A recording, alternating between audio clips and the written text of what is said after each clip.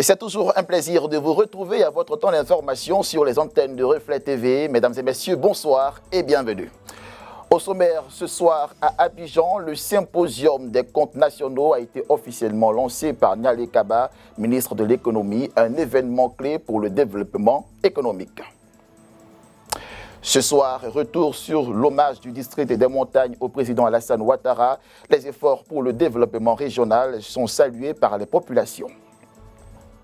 Enfin, cap sur Guindé, où Fieni Kofi Kevin, président du parti pro-Côte d'Ivoire, a lancé sa tournée politique nationale avec pour ambition de transformer le pays en État fédéral. C'est un événement majeur pour l'économie ivoirienne qui s'est ouvert ce lundi 16 septembre 2024 à Abidjan Plateau, sous l'égide de Nialé Kaba, ministre de l'économie, du plan et du développement, marraine de ce symposium des comptes nationaux. Les travaux ont officiellement démarré. Quels sont les enjeux de cette rencontre? Le point avec Stéphane Kouassi, commenté par Ismaël Traoré.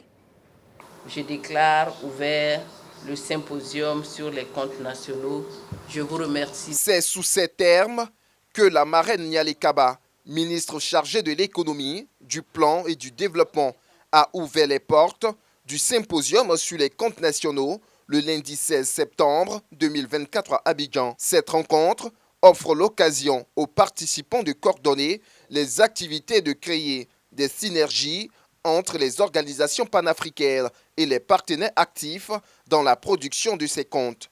La ministre Nialé Kaba a présenté les réformes apportées par la Côte d'Ivoire à son système de statistiques nationales. Cette réforme a abouti à l'adoption de la nouvelle loi portant organisation du système statistique national et à la prise de décrets d'application qui ont permis de créer de nouveaux organes, notamment l'Agence nationale de la statistique qui remplace l'ancien Institut national de la statistique, INS, le Conseil national de la statistique chargé d'assurer la coordination de l'activité statistique au plan national. Elle a aussi évoqué les défis du domaine des statistiques. Il s'agit notamment de la non-régularité des enquêtes et des collectes de données administratives, les longs retards dans la publication, la production, le traitement et la mise à disposition des résultats des enquêtes et des travaux statistiques, l'insuffisance de ressources humaines, la faible coordination des activités statistiques, enfin les difficultés liées à la diffusion des comptes nationaux. Soulignons que ce symposium sur les comptes nationaux est une tribune pour examiner les difficultés rencontrées dans l'élaboration des comptes nationaux et rechercher des solutions innovantes qui ouvriront la voie à la production et à la diffusion de l'aggregat macroéconomique de qualité harmonisé pour rendre ces résultats disponibles en temps réel. Ouvert ce lundi 16 septembre, le symposium des comptes nationaux prend fin ce mardi 17 septembre 2024. Alors que l'économie ivoirienne est à l'honneur à Abidjan avec l'ouverture du symposium des comptes nationaux, l'engagement du président Alassane Ouattara dans le développement régional a également été salué. Le 14 septembre dernier, les populations du district des montagnes ont rendu hommage à ses efforts dans les régions du Tonkoui, du Guémon et du Cavali. Les détails avec Nesmond Archange.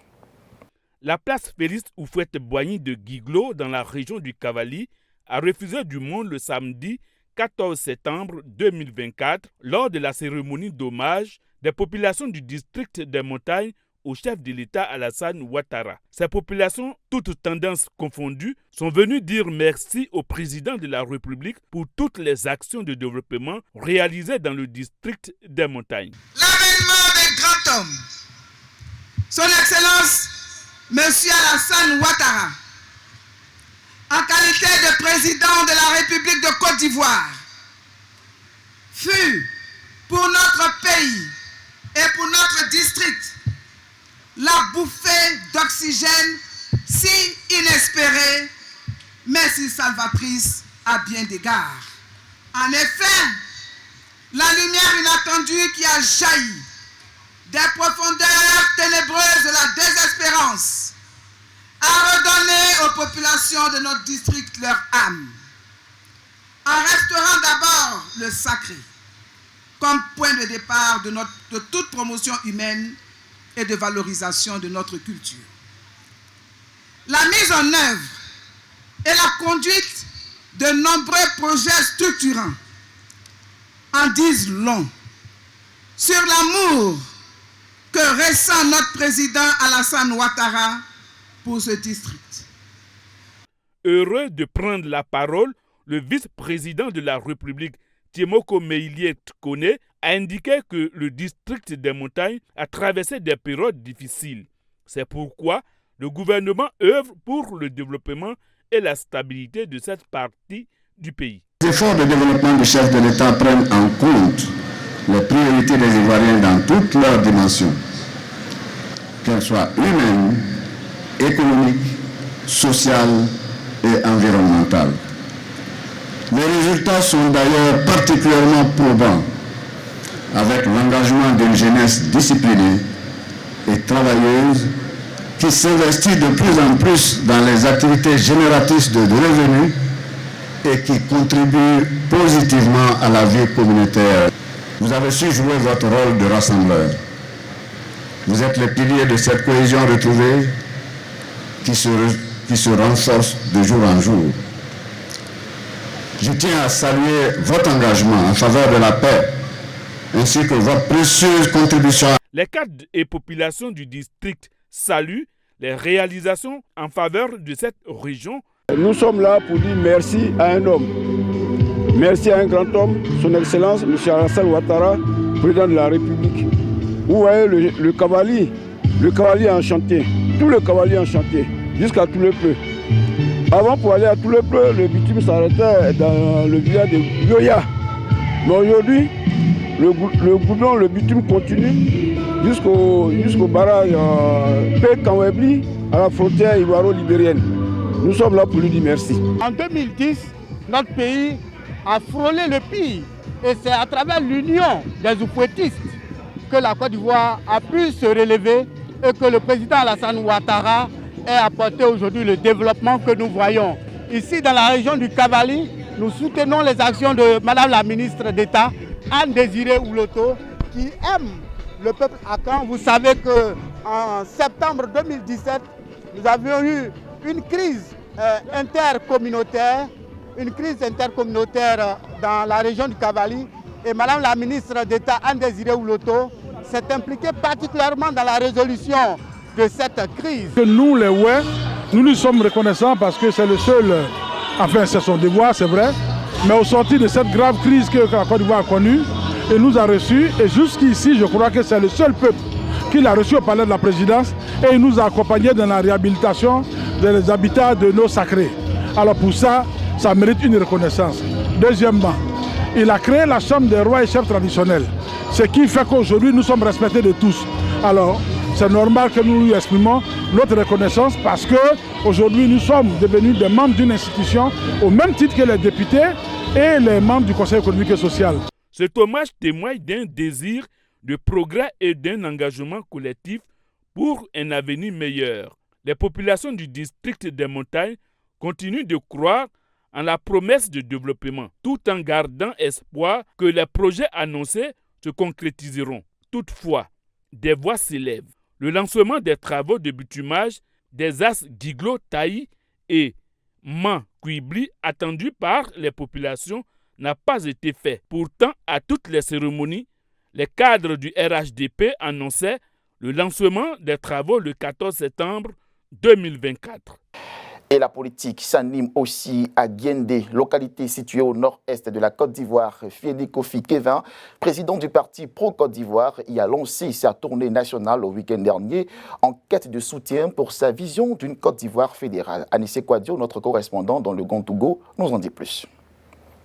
Après avoir été investi le samedi 24 août 2024 dernier au palais des congrès du Sofitel Abidjan comme candidat de son parti pro-Côte d'Ivoire à l'élection présidentielle de 2025, Fieni Kofi Kevin, président de Pro-CIDPS pour la démocratie, la prospérité et la souveraineté, s'est rendu chez lui à Guendé, dans le département de Tanda, région du Gontougo, pour le lancement de sa tournée nationale politique. Ce vendredi 13 septembre 2024, ce sont des milliers de militants sympathisants qui ont effectué les déplacements au stade de Guendé pour écouter le message de leur leader et de l'ensemble des dignitaires de Pro-Côte d'Ivoire qui ont pour objectif de faire de la Côte d'Ivoire un État fédéral. Nous voulons faire de la Côte d'Ivoire une république fédérale divisée en 9 et répartie en 9 États fédérés.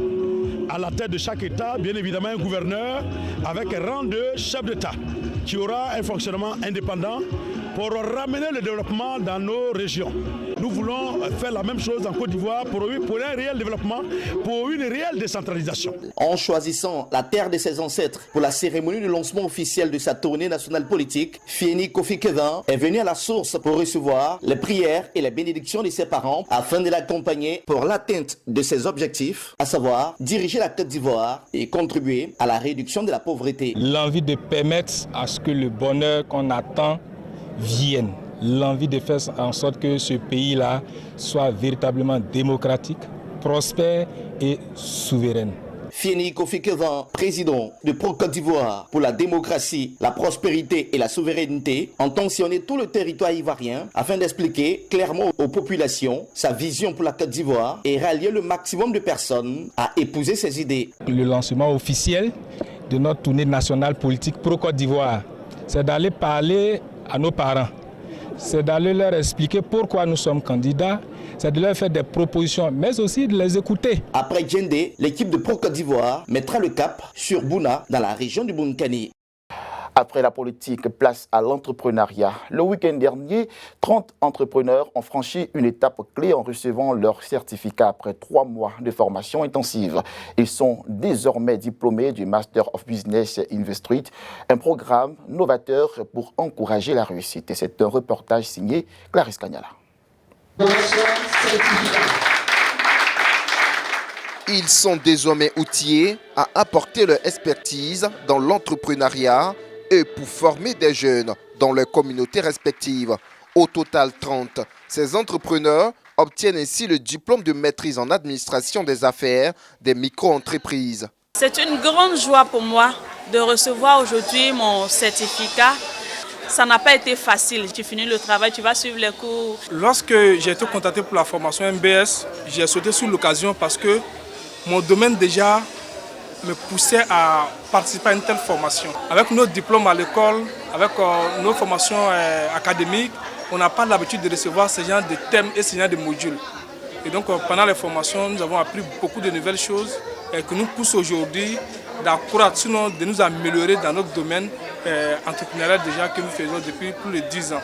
Lors de cette cérémonie de graduation des nouveaux diplômés, des entrepreneurs internationaux ont partagé leur expérience aux plus jeunes. Nous sommes dans un monde où tout le monde doit penser à l'entrepreneuriat si on veut vraiment que notre continent puisse se développer. L'entrepreneuriat est le seul moyen pour nous aujourd'hui de participer accroissement au développement de notre continent. Et si on trouve des structures qui s'engagent, qui se donnent pour former ces jeunes-là en entrepreneuriat, je pense que c'est vraiment une opportunité et c'est des choses vraiment à encourager. 3 plans essentiels couronnent cette formation. Entreprise, qualité de vie et de l'engagement communautaire placés sous la coupole du réseau des ambassadeurs du succès de Côte d'Ivoire. Ces formations visent à l'autonomie des jeunes. Côte d'Ivoire, ici, environ 70% de l'économie est informelle. Donc l'objectif est de faire en sorte que les personnes qui exercent des activités de génération de revenus, les toutes petites entreprises, les PME, puissent avoir l'opportunité de se former et avoir le rudiment pour formaliser les activités génératrices de revenus. Nous sommes à la 3e promotion de ce programme-là. Il faut dire qu'il a véritablement commencé timidement en Côte d'Ivoire dans les années 2016 et aujourd'hui nous sommes à la 3e remise. Notons que le programme Master of Business Industry est un diplôme international délivré par l'organisation internationale américaine Interview Solutions. L'entrepreneuriat fait place à présent au monde du sport où une crise administrative secoue le Sporting Club de Gagnoa à quelques jours du début du championnat de 2e division. Les membres du comité d'administration ont publiquement rejeté l'autorité de Tommy Nikos Tayoro, plongeant l'équipe dans une situation délicate. Retour sur cette affaire avec Moussa Kabouré. Nikos Tayoro n'est pas le président du conseil d'administration du Sporting Club de Gagnoa. L'annonce a été faite vendredi 13 septembre 2024. C'était au cours d'une conférence de presse à la mairie de Gagnoa. Pour être président du conseil d'administration du Sporting Club de Gagnoa, il faut être d'abord membre. c'est le b.a.-ba, c'est la première condition. Il faut être à jour de ses cotisations. Acceptez-vous que quelqu'un qui vit à l'étranger, première condition, qu'on ne connaît pas, dans la presse, les réseaux sociaux, on apprend qu'il est le PCA du Sporting Club de Gagnoa. On a quand même de la dignité. Moi, je peux vous montrer le PV de l'Assemblée générale qui désigne le lieutenant-colonel Gadji PCA. Mais vous pouvez me montrer le PV de l'Assemblée générale qui désigne celui que vous nommez la PCA. Même PDG de la société anonyme, là, vous pouvez me montrer le dossier, l'acte constitutif. Dans une société, il y a des règles. Et quand vous transgressez ces règles-là, il faut s'attendre à des conséquences. Au sortir de cette rencontre qui a enregistré la participation d'anciens joueurs du club, certains supporters se sont prononcés. S'il y a des personnes qui veulent venir aider ce club-là, ils sont les bienvenus. Nous, on n'a aucun problème avec eux. Mais il faut que ça soit fait dans les règles de l'art. Le Sporting, ce n'est pas pour une seule personne. Le Sporting ne doit pas être... Il n'y a pas une seule personne qui peut prendre une action jusqu'à 80%. En tant qu'enfant de Gagnoa, nous ne sommes pas d'accord pour ça. Nikos Tayoro est un homme d'affaires d'origine franco-ivoirienne installé à Djibouti depuis plusieurs années. Gendre du président djiboutien Ismaïl Omar Guelleh, il avait tenté d'acquérir le club historique de l'Africa Sport d'Abidjan qui s'est soldé par un échec. Il s'est finalement rabattu sur le Sporting Club de Gagnoa. Sa nomination comme PCA était perçue par de nombreux observateurs comme une chance providentielle pour l'équipe de Fromager. Hors de nos frontières, aujourd'hui marque un tournant majeur pour l'Alliance des États du Sahel qui se transforme en confédération avec un périmètre d'action élargi. Créée il y a un an, le 16 septembre 2023, l'AES, initialement un pacte de défense contre le terrorisme et les menaces armées, renforce désormais son rôle face aux défis sécuritaires de la région. Retour sur cette évolution stratégique avec Rosita Kona. Cela fait maintenant un an, le 16 septembre 2023, les régimes militaires du Mali, du Burkina Faso et du Niger adoptaient la charte du Liptako Gourma et créaient l'Alliance des États du Sahel, l'AES, avec pour ambition affichée combattre ensemble les groupes armés présents sur leur territoire respectif. Aujourd'hui, l'AES est devenue une confédération avec un périmètre d'action élargi. Initialement, l'Alliance des États du Sahel a été conçue comme un pacte de défense pour lutter contre le terrorisme, les groupes armés liés à Al-Qaïda ou à l'État islamique, mais aussi contre toute rébellion armée ou autre menace portant atteinte à l'intégrité du territoire, à commencer par les rebelles du CSP, entendus par la cadre stratégique permanent, dans le nord du Mali. La charte du Liptako Gourma prévoyait ainsi que toute atteinte à la souveraineté et à l'intégrité du territoire de l'un de ses pays membres serait considérée comme une agression contre les autres, y compris l'emploi de la force armée. Autrement dit, l'AES est d'abord la promesse d'une mutualisation des moyens militaires pour combattre les groupes armés non étatiques au Sahel. Au-delà du terrain militaire, l'AES s'est rapidement muée en outil diplomatique. Moins de 3 mois après sa création en novembre 2023, les 3 pays membres annoncent de multiples projets économiques communs dans l'énergie, l'industrie, la finance sans fixer d'échéance, des mesures politiques et de coordination diplomatique. À cette période, les 3 pays putschistes sont suspendus de la CEDEAO et le Niger subit même de lourdes sanctions économiques imposées par l'organisation ouest-africaine dans le but de contraindre les militaires qui viennent de prendre le pouvoir au Niger à mettre en place un calendrier pour le retour de l'ordre constitutionnel. Ce lundi, à l'occasion du tout premier anniversaire de l'AES, des organisations de soutien au régime militaire en place, regroupées au sein de la Confédération des peuples de l'AES, ont organisé des rassemblements à Bamako sous le haut patronage du colonel Assimi Goïta, président malien de transition et président en exercice de la Confédération de l'AES.